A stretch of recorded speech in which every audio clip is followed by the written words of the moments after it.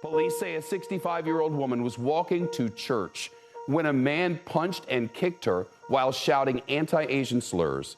This is Midtown. New tonight, it's happened again. The hate crimes unit investigates a brutal beating in Hell's Kitchen. In the latest attack on an Asian New Yorker, a woman was heading to church when she was kicked to the sidewalk. New and disturbing video tonight of an unprovoked attack. You can see the 75-year-old woman getting punched in the face. This morning, police say this man, 38-year-old Brandon Elliott, is behind bars, arrested overnight on charges of felony assault as a hate crime after the brutal beating of a 65-year-old Asian woman.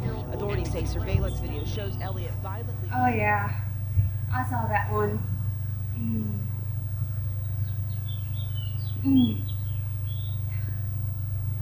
Whew, sorry. I can't. Yeah. I can't. That could have been anybody in my family.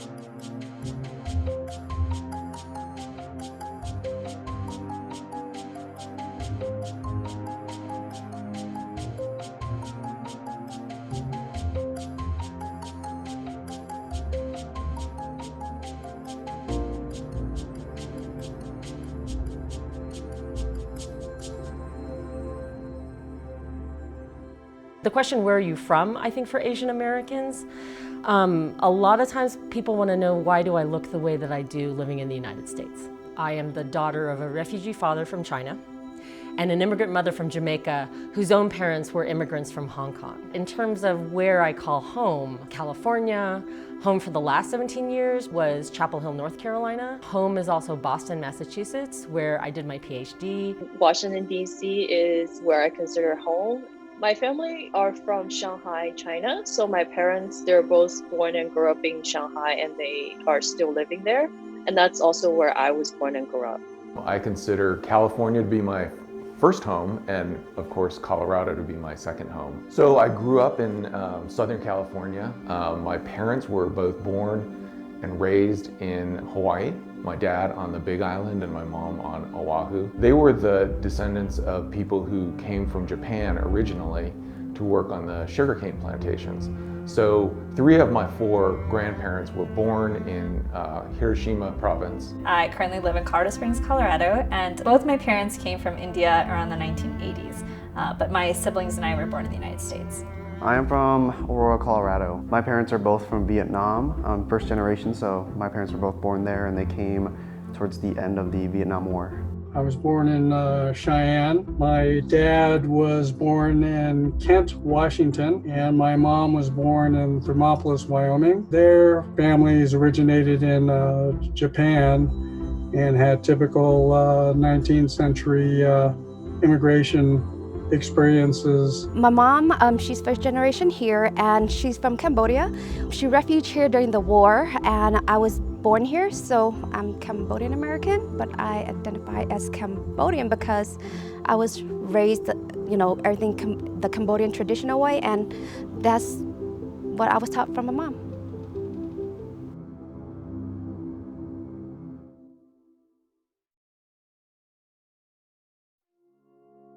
One of my very first interactions with race was in 2007. My dad wears a turban as part of his Sikh identity, and so he visited school, and shortly after I received a note on my desk from a classmate telling me to go back to my country because America's not for people like me.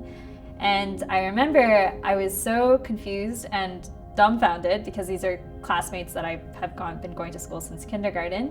And that was really my first interaction of kind of having people think that I'm not American enough. Growing up surrounded by hate crimes that were happening around my community really informed me to go into government work, go into criminal justice, learn about the justice system, learn about hate crimes even more, and the devastation caused by people just not knowing enough about communities that they live with. I was lucky enough to be able to teach Asian American immigration history in the early 1990s at San Francisco State University, where I had obtained my master's in ethnic studies. And I was able to teach Asian American history to a group of students who were almost exclusively immigrants or children of immigrants. So to see them be able to hear themselves as part of the conversation on what it means to be a person in American society was absolutely joyful to me. And I thought, I want to do this for the rest of my life. When I was growing up, I really loved watching movies, and my dream, was to become a filmmaker. So when I decided to apply for film school, I don't think I was consciously thinking about my ethnicity or my race as a reason to pursue filmmaking. However, my first feature-length film, First Vote, is about Asian American voters in battleground states. And I made the film when I was actually going through the naturalization process to become a citizen and voting for the first time. Before that, I made a short documentary called Chinatown. And it's about 3 immigrant activists in DC historic Chinatown fighting for affordable housing and cultural preservation. It's important to have representation that reflects the diverse immigrant and Asian American experiences and tell stories that haven't been told before. And I'm, my own interest in telling those stories about my own community. So it started my winter quarter, which would have been January of 1989, when I took my first Asian American Studies class. And learning about the specific Immigration Act that got passed in 1953 that allowed for my father, who was a refugee living in Taiwan at the time, to enter into the United States, that I really felt for the first time that my history was American history. And then I learned about the 1965 Immigration Act, which allowed for my mother, who was then working as a nurse, having just graduated from Guilford, England, and then she moved back to Jamaica, to get a job at Beth Israel Hospital in New York City. I think kind of understanding specifically for me as an Asian American, the way that the law acted in repressive ways, but then the law acted in to redress previous harms, was really revelatory. My dad's father and his oldest brother happened to be in California when Executive Order 9066 was issued, and were detained at the Tular detention center for several months. Basically, the assimilation of my parents after World War II. Being in Wyoming, they're called Niseis, and they were sort of already viewed as being isolated away from strategic military areas. The people who were mostly relocated were folks who lived in California, the Northwest. Based on that experience of my parents, they assimilated my sister and myself to basically be American. In general, I grew up in like a pretty diverse community, as well as living in Boulder, where it's a pretty liberal city, so not too much hate going on around there. I think race does have to do a lot with who I am, because of the culture, there's a lot of expectations to just get a good job, and it's a lot more family oriented, I think. And because of that, there's less individuality in some instances. And I think that does affect people and how they grow up, and just the way they see society. Growing up, I question the value of my race, just because growing up we live in a very diverse community where there are many different ethnic backgrounds that live in our community, and people always try to compare their ethnic culture and background with yours, and you wonder, what is your value, what is special about your culture and all of that. And now I know my value as a Cambodian woman, and I cherish it, and I try to keep the value and tradition in the family so that my kids can pass it along with their kids. During 9/11, I was a first grader in Colorado Springs, and we had a flag ceremony at our school, and then I came home and I saw my mom plastered to the TV, and she was watching this image of the Twin Towers falling to the ground, and overlaid with that image and media reports was painting the new enemy of the nation. And I couldn't help but look at that screen and recognize that that person on the TV is someone that kind of looks like my dad. And so that was really the first time where I was like, okay, I feel something is about to happen, but I don't know what. And of course, all across the country after 9/11, hate crimes, grew against South and West Asians. I remember once my brother was running in a New York City subway for his life, really, because a group of men were chasing him down, asking him to pay for 9/11. That's kind of what started my youth, 9/11. And then in 2012, the Oak Creek Sikh Gurdwara, Wisconsin shooting happened. And so that marked the end of my senior year in high school. I would say race is not something that I thought about before I met Jennifer Ho. She's one of the characters in First Boat. And when I sat in her classes and read some of the textbooks, that's when I actually started thinking about race and identity. At the time, I was going through this process to become American. So what does it mean to be Asian American, and learning about Asian American history, and also having a deeper understanding of my new identity as Asian American.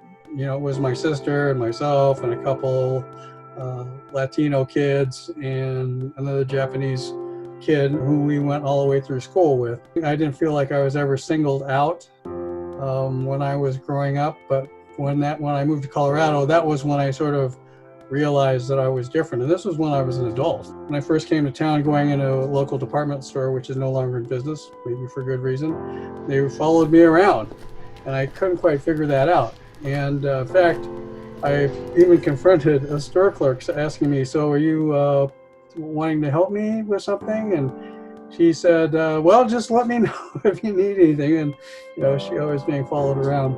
In school, kids would call me China, and it confused me because I'm Cambodian, I'm not Chinese. I'm brown, they're paler, so why would you call me that? And as I got older, my boyfriend, we're in an interracial relationship, and whenever we go out or have any kind of social communication with the public, they would just look at me up and down and just give me dirty looks and ignore me. So I just kind of feel like I'm invisible. At work, it really sucks because they put on there that they want English and bilingual. So I thought to myself, hey, this is an opportunity, a chance for me to be able to probably get my foot in. And when I applied, only to be told by the hiring manager that they are looking for that specific language. And I told them that, I know I don't speak the language, but the job description say bilingual, and we also have a translation line that we use. I felt devalued, like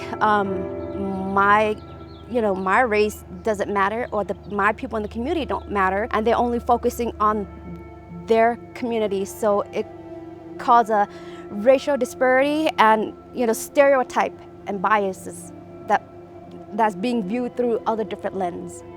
I get asked a lot, very often, questions like, where are you from? Or your English is so good. I've been asked many, many times, how did you learn to speak English so well? Or where are you from? And when I say Colorado, oh, where are you really from? And then I'll say, well, I grew up in California. No, where are you really from? And it goes on and on and on until people identify you satisfactorily as having come in a long history of migration and generations from a different country in Asia. One time I was sitting on an airplane, and there's the emergency exit, and you have to answer questions as to whether or not you have the physical ability to open the door if you have to. And so the flight attendant comes over to me and says, "Can you speak English?" And I'm Japanese, not deaf. That's what my response to her was. I was attending a Boulder County meeting about voting. And so there were two seats separate from each other, so I sit down, and in front of me is optically an older white woman. And it's dry here in Colorado. So, I coughed, which I think in normal times no one would have thought twice about. But she turns around, she sees my face, she gets up from her seat, she picks up her chair, and she moves it away from me. I covered my mouth, I'm not rude, right?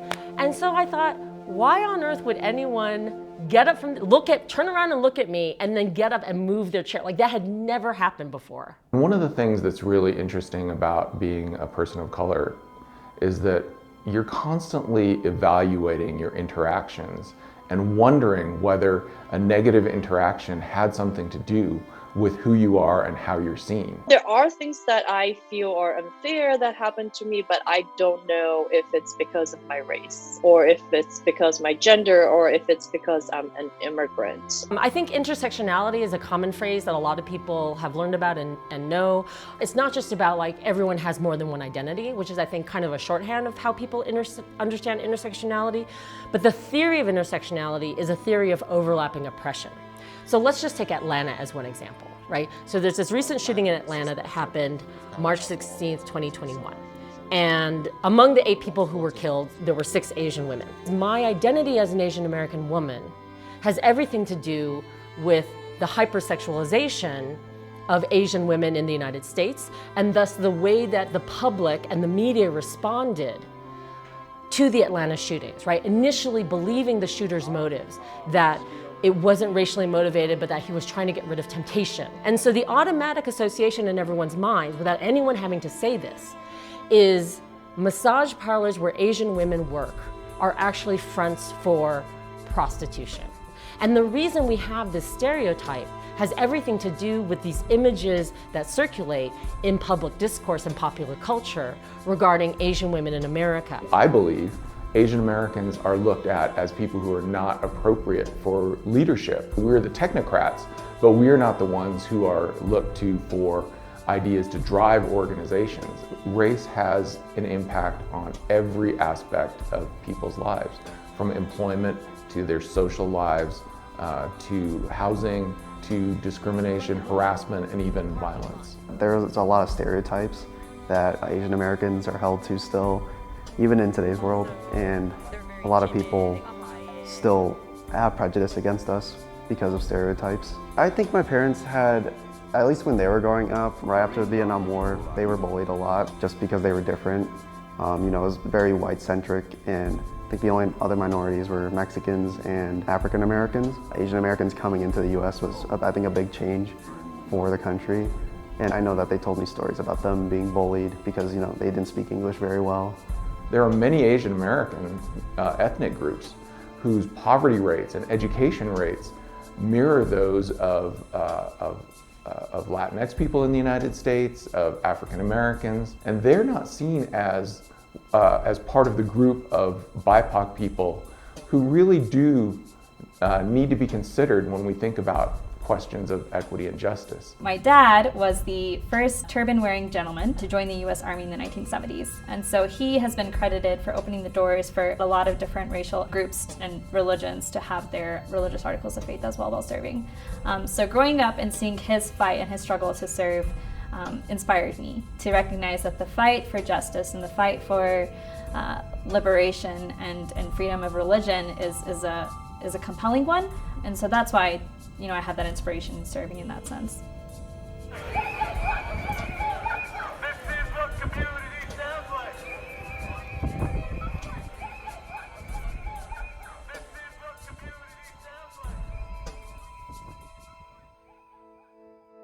The Stop Asian Hate movement is solely due to COVID and how a lot of Americans have blamed China for it, and so because of that, Asian Americans are getting a lot of hate for it, even though they had nothing to do with that at all. I know that some Asians have actually died because of this, and I think that does have to do a lot with our recent president and how he described the virus and how his followers took it. It's not racist at all, no, not at all.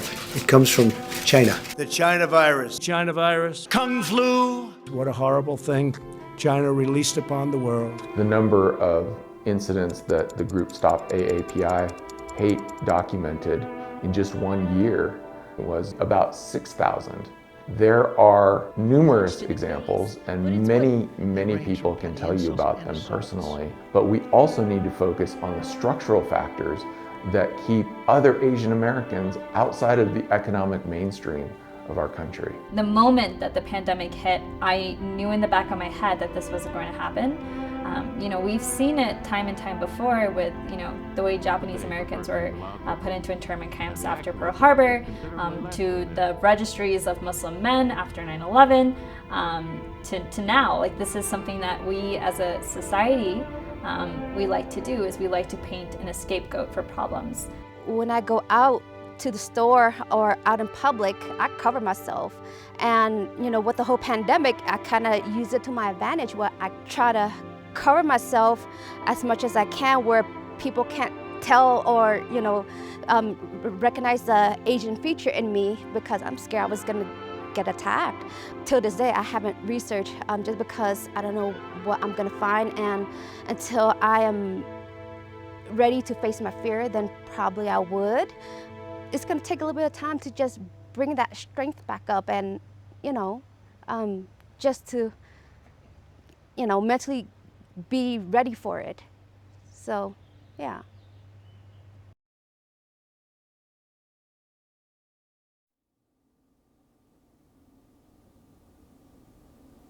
Wow, yeah. I think that was really surprising that no one helped her more than anything. That video is heartbreaking and incredibly difficult to watch. I could see, hear, and feel the hate that was, you know, displayed towards her. What hurt me the most was the fact that they like physically closed the door on her. It kind of like showed bystander effect in its true form of people like literally closing the door on somebody who needed help. The bystanders were complicit in the attack. They might as well have been there with a crowbar and a pair of jackboots themselves. But instead, they chose to turn their back and allow the violence to occur. It's really hard to watch something like this for, you know, for anybody. But for me, I think particularly because I made a documentary in DC, Chinatown, and two of the three characters are Chinese seniors. It's happening to our most vulnerable people in our population. Those that may not understand English well, those who may not understand their rights well, those who are elder. And that's what makes me the most mad. I would try to like put a family member in that position or like myself. And I don't know, it's weird to think about how like just race in general could lead to some stranger coming up and physically harassing you. It's hard to believe that such a thing could happen in 2021, and yet it's not hard to believe. There have been hundreds of cases of assault against Asian American people, and in some cases those assaults rising to the level of physical violence that people have died. I do want to say that there is a recent article that came out on NBC News that most reports in social media that we've seen have perpetuated the idea that anti-Asian violence is committed mostly by people of color. But this new analysis by Janelle Wong shows that the majority of attackers are white.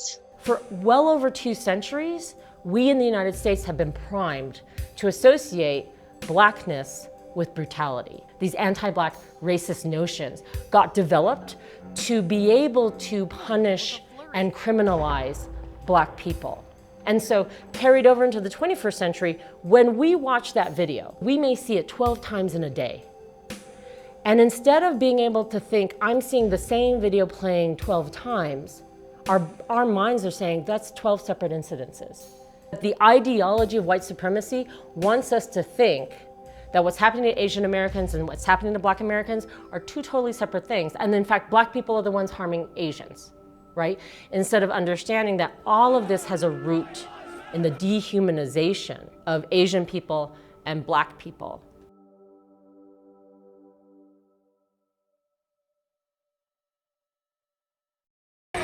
Hundreds are here in Albuquerque protesting against APD's practice.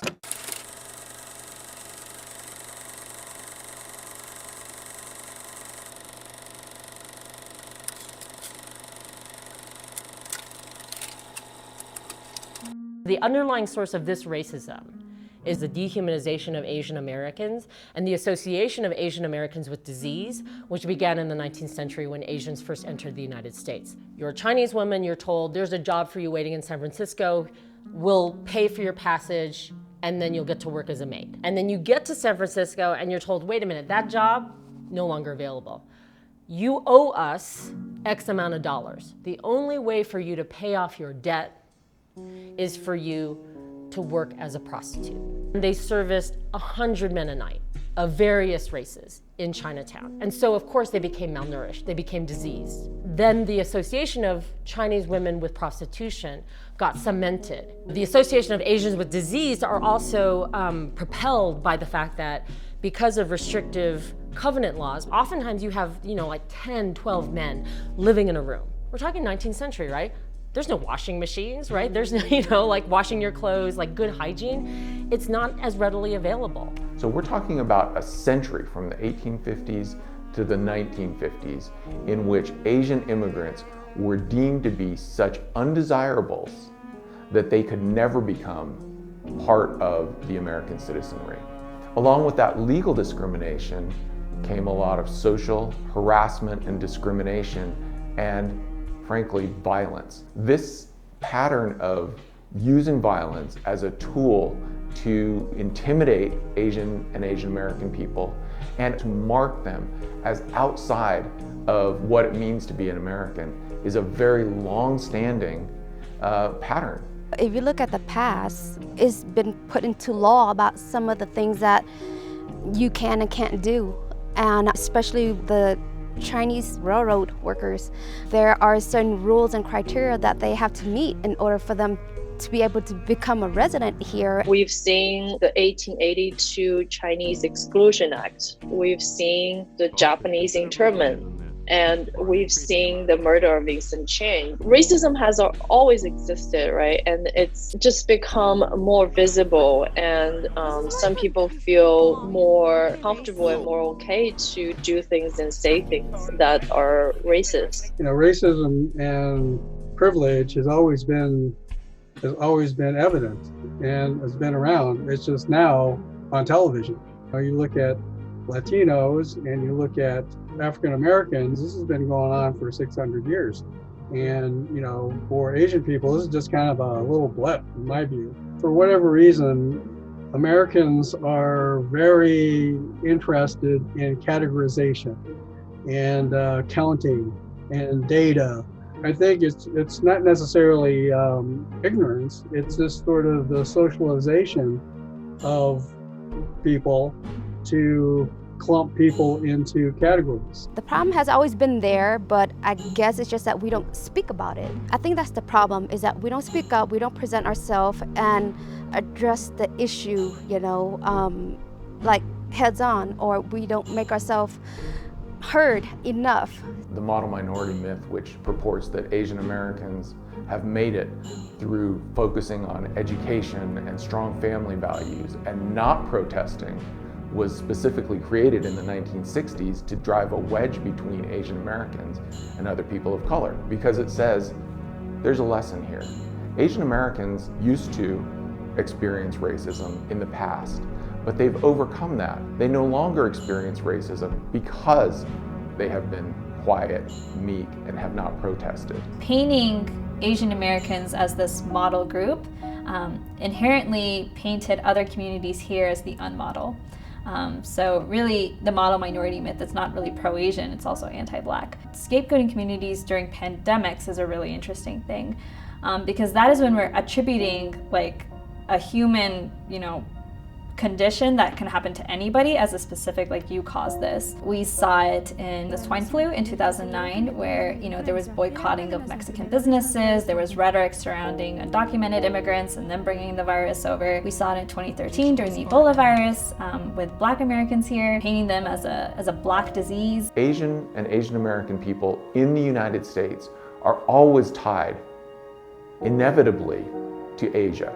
Their personal and familial circumstances don't matter. They're simply marked as perpetual foreigners. So when coronavirus hit and this discourse about China being to blame, arose, it immediately reinvigorated a long-standing form of racism against Asian and Asian American people. People are looking for someone to blame. And if you're hearing this disease emerged out of Wuhan, China, and if you're hearing the President of the United States and people you watch on the news say, we have China to blame for all these deaths, and if you've lost your job because of COVID-19, it's really easy to imagine that frustration getting unleashed on an Asian American. I say this not in any way to justify what is happening, but to say that I think part of this has to do with the fight or flight response that is embedded within Homo sapiens. I will also say, though, that we now have the ability to have computers on phones. So if we have the ability to have computers on phones, we have the ability to use the richness of our brains to not devolve into fight or flight. I honestly believe that the biggest form of support that people can do is with their money. I don't believe in reinventing the wheel. I think the work is already being done in the community. Finding those organizations to tap into and pour in your money and give them the resources they need is a really simple way, but it's also a super effective way of pouring money where it's needed most. I work at the Asian Pacific Development Center located in Aurora, Colorado. Really at the core of our mission is to ensure that people here have access to healthcare. If they're victims of crime, that they're supported. They are aware of their rights when interacting with law enforcement or ICE. I mean, we encompass a whole range of different topics, but once again, we don't discriminate at our doors. We need in this country a broad-based way of thinking about poverty and social mobility, access to institutions of higher learning, and uplifting communities that are mired in poverty. If we're to move forward, we need to think about how do we care for the most vulnerable members of our society in a pandemic, but also when we're not in a pandemic, when that day comes. And then I think about this as a university professor. How can we ensure that we are attracting and supporting students from communities who are underrepresented in the academy? I think to do this work, to do the work of anti-racism, is hard. And it's like exercise. You are exercising a muscle, and if you haven't done it before, it's gonna hurt. But it is vitally important. It truly is. Not being racist is not the same as being anti-racist. Not being racist is you're a decent human being who isn't going around saying and doing racist things. Being an anti-racist means you are choosing to say and do anti-racist things. There are things all of us can do. We can all read books, we can talk to each other, we can keep learning and doing and saying anti-racist things. But how do you get everybody to do it? And I think specifically for Asian Americans, understanding the larger set of issues that affect AAPI communities, and it's really important to have representation at every level of elected offices and leadership positions and media representation. My goal is that we meet the grocery store line standard. And what that is you're standing in the grocery store line and you hear a shopper make a smart remark about the cashier or someone else in line, and everyone turns around and says, I don't appreciate that comment. I think you need to apologize. I think you need to pull back what you just said. And so that it's not a matter of always having to pick your battles. Which one am I going to take on or which one am I not? That the immediate reaction is the grocery store line standard. White people aren't the only racist people in the world. And I think that, yeah, in Asian culture, there is kind of a racist root to it in a way. But I think as an Asian American, we're trying to get away from that. And I think it's, especially for other minorities as well, to try and educate other people that don't have the same education that we have about racism. So I think, we can all do that. We can make the world a little bit better. Everybody has their voice, but giving them the tools and the resources to feel empowered to share their voice is the first step. Look through history books and read Asian American authors that detail this type of stuff, because then I think you'll get a really good overview and perspective of like how deep this issue is, and that it's not going to end after the pandemic is over. It's going to continue to exist, but having those tools and resources in your little toolbox, now you're more informed, and now you're able to do better and be better for the next generation. So those are my 2 cents on that. To the extent that the current crisis of overt anti-Asian racism has brought awareness to the problem, I hope that it's also the case that this renewed awareness, this renewed consciousness can move forward and motivate Asian American communities to continue to work towards justice and equality in the 21st century for Asian Americans and for all people who suffer from exploitation, discrimination, and racism. It's both incredibly easy, we just all have to decide this is what we're going to do, and incredibly hard, because once you start to see the way that systemic racism operates, you start to think, well, I gotta address the sexism, right? I can't just say it's okay to be anti-racist, you've got to be anti-sexist. And then once you're anti-sexist, you're like, wait a minute, but I also have to protect the rights of people who are disabled, and I also have to think about transgender people and gay people, and so we're gonna make mistakes doing this work. It's gonna hurt if you haven't exercised that muscle, but it is vital work to do. Again, because I made, first vote, and I was a first-time voter last year. One issue that I'm passionate about is civic participation and voting. Asian Americans are the fastest growing electorate in the U.S., and in 2020, we saw the highest voter participation rates for AAPI voters in history. I would love to continue that trend and increase in voter registration and voter turnout, and so we can have our voice heard at the ballot box. I get tired of telling my story, and what I'd rather have are allies telling their stories, and for me to be able to explain to them about how they can be better allies. I think people want to help. I think people want to be involved, but doesn't come. They expect to hear from me. They expect to hear from you. They don't expect to hear from some Caucasian person as an ally. Ask questions and not feel embarrassed if you make a mistake. So there were all these layers of re-socialization, I guess. Or I call it reinventing Superman's American way. So it's kind of a ramble.